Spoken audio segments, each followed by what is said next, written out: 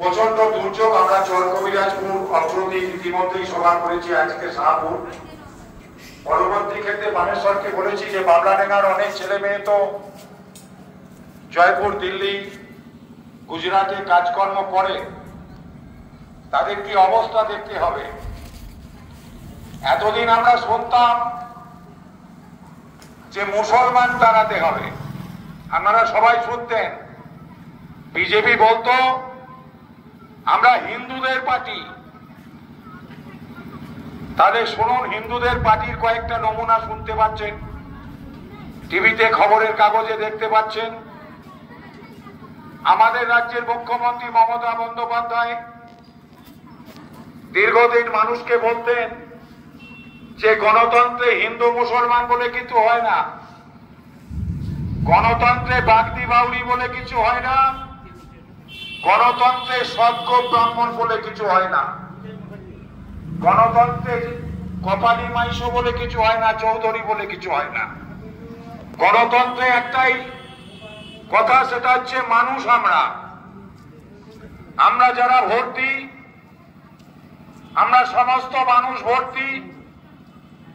সমস্ত মানুষের গণতন্ত্র, সমস্ত মানুষের পঞ্চায়েতের প্রধান, সমস্ত মানুষের মুখ্যমন্ত্রী, সমস্ত মানুষের প্রধানমন্ত্রী। কিন্তু বিজেপি নামক এই রাজনৈতিক দলটি 2014 সাল থেকে তামাম ভারতবর্ষের মানুষকে বোঝানোর চেষ্টা করছেন যে আমরা জয় শ্রীরামের লোক, আমরা হিন্দু ধর্মের লোক, আমরা শুধুমাত্র হিন্দু ধর্মকেই ভালোবাসি। তাহলে দেখুন, এখন বাঙালি, এই বাংলা ভাষায় যারা কথা বলেন, একটা হিন্দু বাঙালি, একটা মুসলমান বাঙালি, একটা চৌধুরী বাঙালি, একটা মাইশো বাঙালি, একটা ঘোষ বাঙালি, একটা ব্রাহ্মণ বাঙালি, সবাই আমরা বাংলা ভাষায় কথা বলি। আজকে বাঙালিদের খেদাতে হবে। কোথা থেকে? শুধুমাত্র বিজেপি শাসিত রাজ্য থেকে বাঙালিগুলোকে তাড়াতে হবে।